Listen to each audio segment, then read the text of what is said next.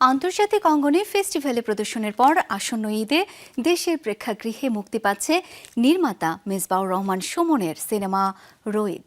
মুক্তির আগে প্রকাশিত হয়েছে এর দ্বিতীয় গান মন ছাড়া কি মনের মানুষ রয়। এর পেছনের গল্প জানালেন নির্মাতা ও সঙ্গীত পরিচালক।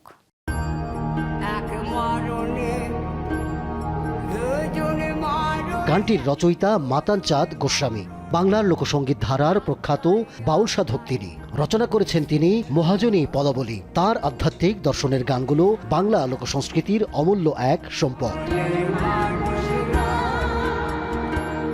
গানটিতে কণ্ঠ দিয়েছেন পশ্চিমবঙ্গের বীরভূমের তারাপীঠের কিংবদন্তি দৃষ্টিহীন বাউল সাধক ও শিল্পী কানাই দাস বাউল।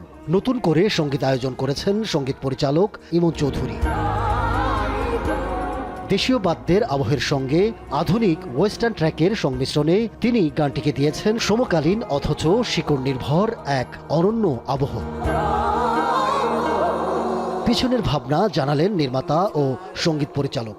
যখন আমি হাওয়া করি ওই ঠিক একই টাইমে আমি অনেকগুলো গান তখন শুনছিলাম, যেমন 8টা বাজে দেরি করিস না, ওই গানটাও ঠিক ওই টাইমেরই একই সময় আমি অনেক ধরনের গান শুনতেছিলাম।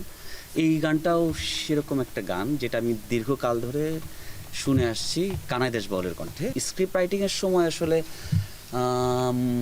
মন ছাড়া কি গানটা আমি শুনতাম এবং লিখতাম।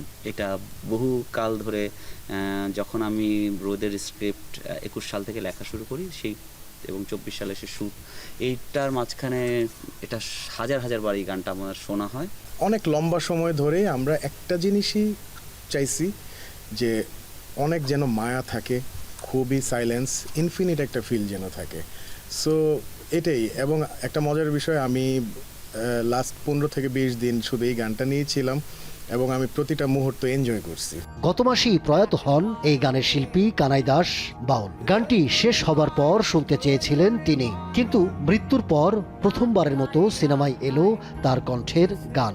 ওইখানে যখন টেক হচ্ছিল তখন ওনার সাথে আমাদের কথা হচ্ছিল নানা বিষয়ে। আমি একটু বলতেছিলাম যে এই আপনি কিন্তু আসতে হবে বাংলাদেশে যখন আমরা ছবিটা রিলিজ দেব। উনি আবার বলতেছে হ্যাঁ যাবো তো। কিন্তু যখন শেষ হলো তখন আসলে উনি মারা গেলেন।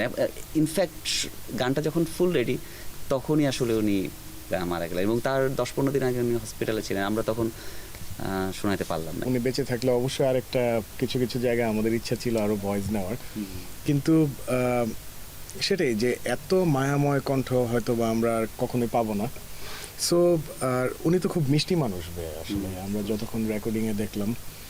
সো সব মিলে একটা অন্যরকম এক্সপিরিয়েন্সই আসলে। লোকজ আত্মা বাউল দর্শনের গভীরতা এবং সমকালীন সঙ্গীত নির্মাণের মেলবন্ধনে মন ছাড়া কি মনের মানুষ রয় ইতিমধ্যেই হয়ে উঠেছে রোহিত চলচ্চিত্রের অন্যতম আলোচিত অনুষঙ্গ। ঘরোয়া সংবাদ সম্মেলনে তাই সঙ্গীত পরিচালক সুরের জালে বন্দী করেছিলেন আগতদের। Ahmed Tawkir, showbiz tonight.